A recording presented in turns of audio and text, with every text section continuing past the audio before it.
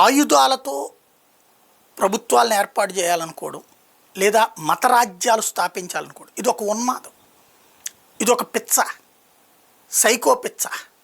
ఈ పిచ్చని సాధ్యమైతే కంట్రోల్ చేయాలి. అది ఏ మానసిక నిపుణులతోనో సాధ్యం కాదు. అలాగని సమాజంలో వీళ్ళని మార్చలేరు కూడా. ఇలాంటి వాళ్ళకి అది నేరం అని చెప్పేటటువంటిదే చట్టం చెప్తుంది.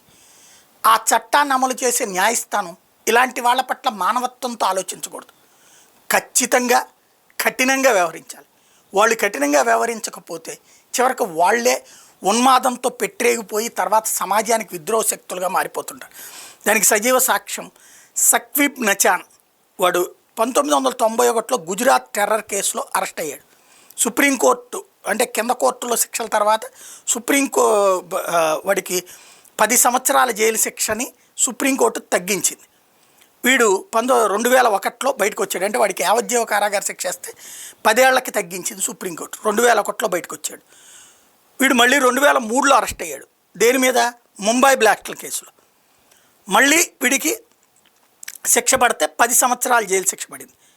మంచి ప్రవర్తన అన్నటువంటి కారణంగా వదిలిపెట్టారు. మరి వాడికి మంచి ప్రవర్తన ఏంటో అర్థం కాదు. జైల్లో మంచిగా ఉంటే సరిపోతుందో ఏంటో తెలియదు.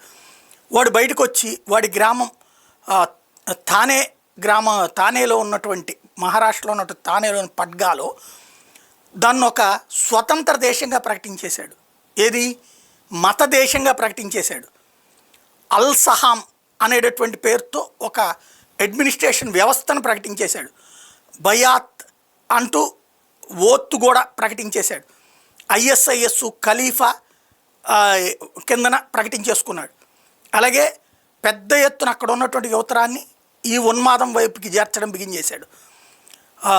ఏదైతే పడ్గా బోరివాలి ఇది తీవ్రవాద చర్యకు సంబంధించినటువంటి అంశంలో మళ్ళీ మొన్న 2023లో అరెస్ట్ అయ్యాడు.